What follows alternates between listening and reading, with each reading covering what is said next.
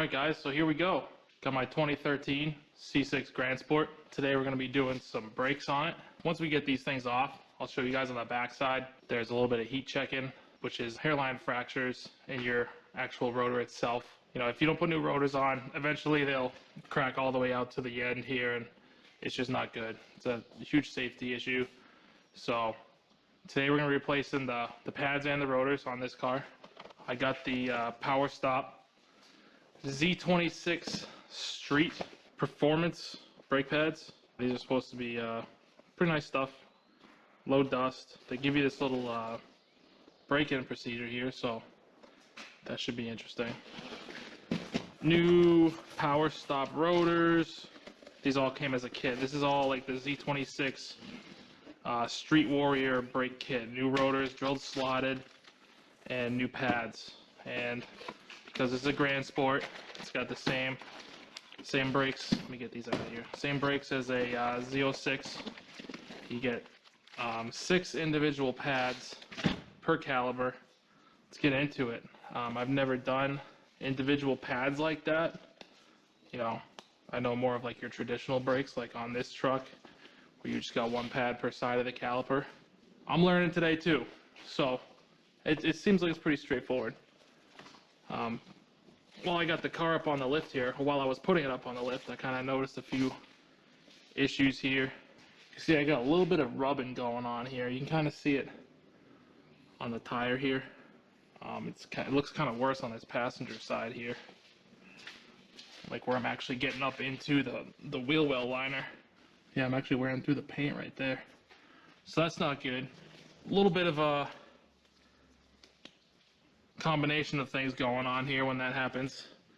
One, I'm running wheel spacers. The other issue is my coilovers, I think, might have been a little too soft. So I already went under here before I started filming here. I tightened up the valving a couple clicks on each side. Fast bump dampening, compression dampening, rebound dampening. So I tightened everything up 2 clicks. We'll see how that works. I'm going to tighten up the front a little bit too. I'm getting a little bit of rub out of the front as well. So I'm going to tighten that up, see what that does. I don't really want to raise the ride height on this car. I like the way it sits right now. I think it's at the perfect height. Another issue I found, I kind of suspected it. I thought I could hear it. I got loose exhaust right here. This can, yeah, see that? That can basically just fall right out. So for some reason, I keep having issues with this clamp right here. I don't know why. I've gone through like 3 clamps on that side. This side always stays tight for some reason, but that side, I don't know what's going on. So I'm gonna see if I can remedy that. And then also, I don't know if you guys can see this. Maybe if I get up there and rotate the wheel, take the parking brake off, I got a chunk missing out of the tread of this tire. A little bit of a safety issue. I mean, I don't know, it's almost like it's delaminating or something. I mean, these tires are getting there. This is obviously worn through here. Maybe I need to have my alignment checked. Seems like there's a lot of negative camber in the rear. I have some tires in the basement. We're gonna put those on fairly soon, and I think we're gonna put these to bed with style. A little smoke show. So be on the lookout for that video. So basically just some general maintenance items. The tire rubbing, so I tightened that up. The exhaust coming loose. Like I said, I've kind of had issues with this before. And that tire. So I mean, you're gonna have issues like this with any car that you kind of use and abuse. So it's always good to get under your cars and just see what's going on and make sure everything's still copacetic. So let's get into it.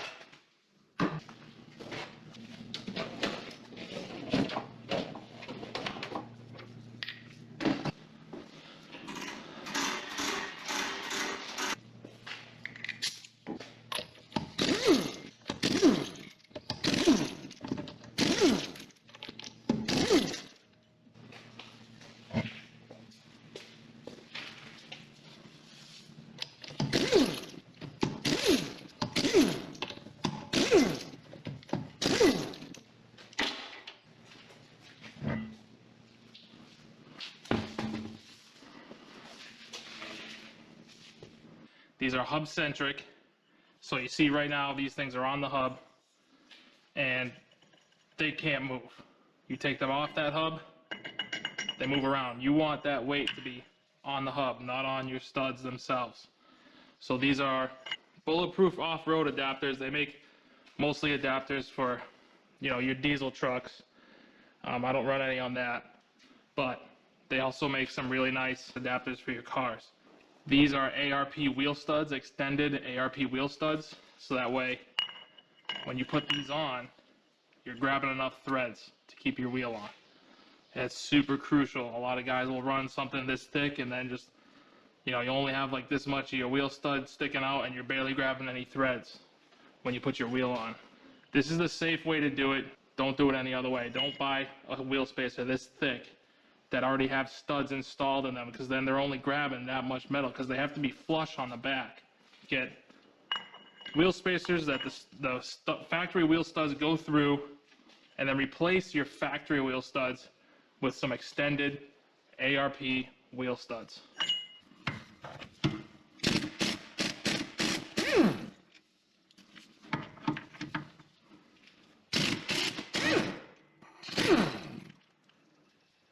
And this is usually a pretty good indicator of your rotors being worn down. Brake pads ride on this friction surface here and they wear that down. If there's a lip right here, which there is on this rotor, and it's hard to get your calipers off, they don't just come right off. You gotta pry them off to get them up over that lip, like that. That's a good indicator that your rotors should probably be replaced.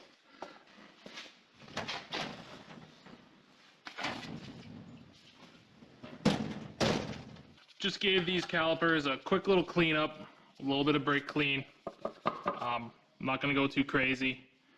This isn't a show car. I bought this car to drive it, and that's what I'm gonna do with it.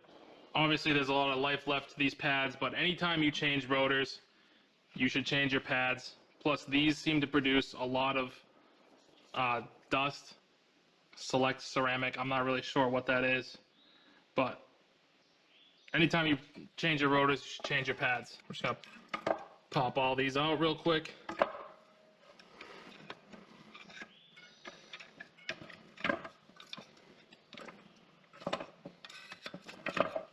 Boom, just like that.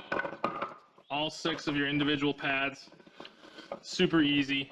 Even though these have plenty of meat on them, you're gonna change these out because these have been riding on that groove for so long. Look at that, they just want to follow it on their own. So when you put a new rotor on, it's gonna wear kind of funky like that too. So change your pads.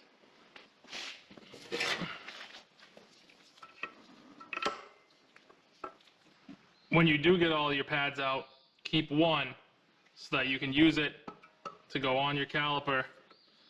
And I'm probably gonna get a piece of wood to go here or something so that this isn't up against that face and messing up that caliper. So I just opted for a little piece of cardboard. Just seemed a little bit simpler to use. So what you're gonna do is you're gonna twist this and it's gonna suck that piston in, and that's it. Now you gotta do this for each of the 6 pistons.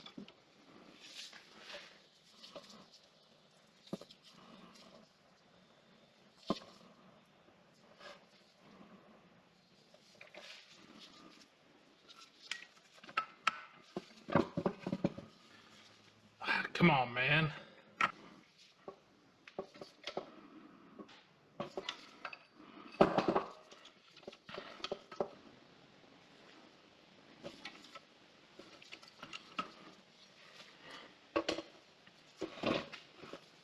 So that's all 6 pistons pushed in. I'm gonna replace these clips. And guys, if you're new to doing brake jobs, make sure you just do one side at a time. Take one side apart, put it back together. That way, if you get messed up and you're not really sure how something goes back together, you can always go back to the other side to reference how it's supposed to be put together. It's always good practice to do it like that. I still do it like that, even though I've done countless brake jobs. But it's just good practice.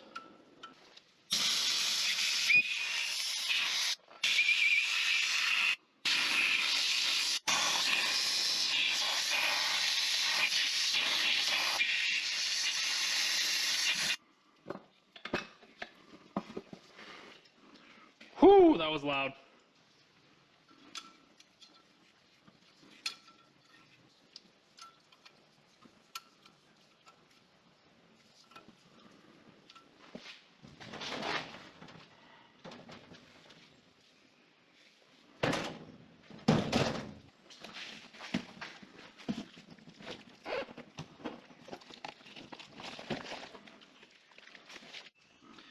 And guys, what I have here is some ceramic brake parts lubricant. I'm just going to put a little bit on the surfaces that see movement. The pads slide back and forth on. Just keep things lubed up a little bit.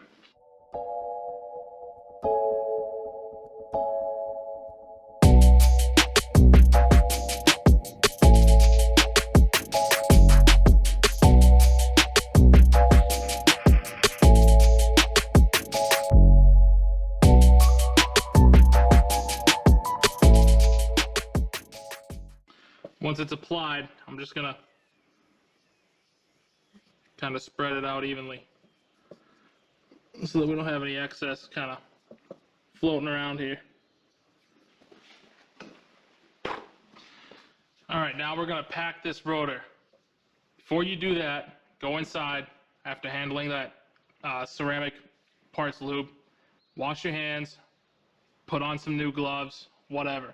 Make sure your hands are clean. Put these clips on, and then the pads.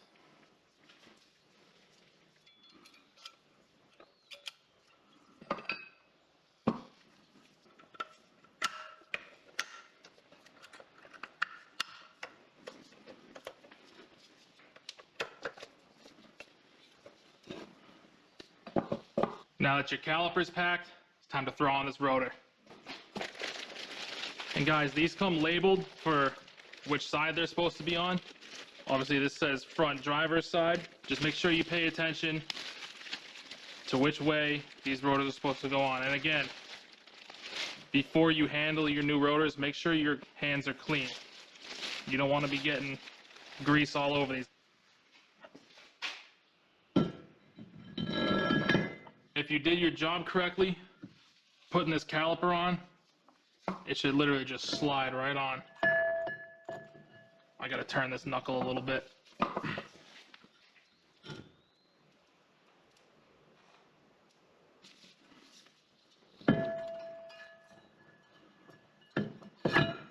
Just like that. These are 125 foot-pounds. Supposed to use some blue Loctite. There's still some on here. I'm gonna clean up the threads on this one.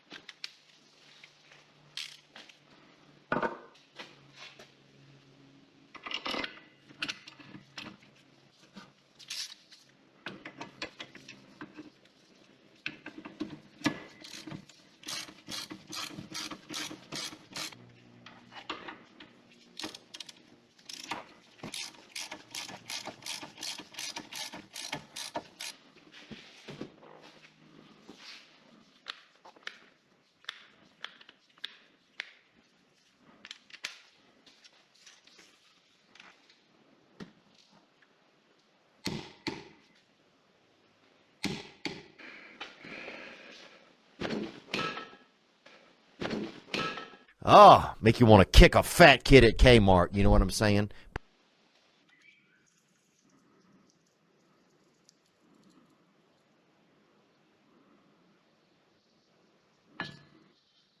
I'm not going to walk you guys through this side. I mean, it's going to be the same thing as the driver's side.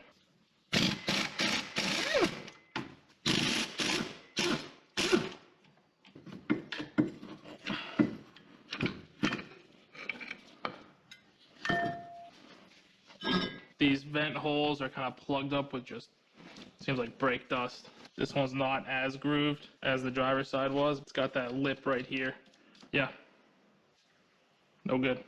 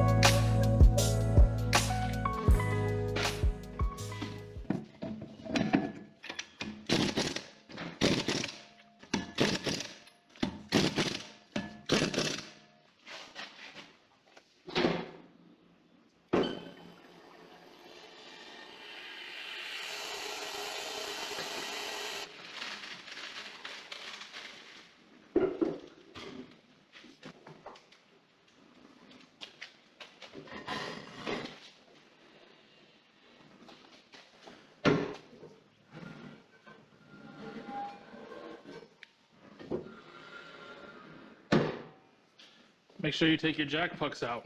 I can't tell you how many times I've forgotten these in the car. And luckily they're still there, but one of these days I'm gonna forget and they're gonna go flying out. Always make sure you come to your car after you do your brakes and pump your brakes. Because when you push those pistons out, now they're not they're not close enough to the rotor. So it's possible that it can take a few pumps of your brake pedal before your car can stop. So if you're backing out of a garage or something and there's a good hill and you're looking to stop quick, sometimes the pedal's not there. So you just gotta pump them up. Just gonna pop the hood, check the brake fluid level, because again, when you push those pistons back into the caliper, you're gonna displace some fluid back up into your brake fluid reservoir. So we're just gonna make sure it's not over full now.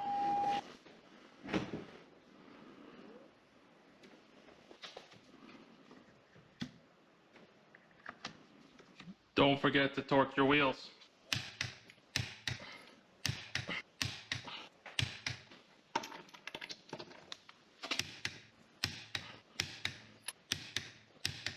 Car's done. Brake fluid was fine. Wheels are torqued. The exhaust is tightened. Everything should be good. I guess we're gonna go do the break-in procedure. Sounds like you gotta do 5 aggressive stops from 40 to 10 right after each other without letting the brakes cool. And then after that, you gotta do 5 moderate stops from 35 to 5. Again, one right after the other without letting the brakes cool. And then once that's done, you have to drive the vehicle without coming to a complete stop to cool them off. And then that's it.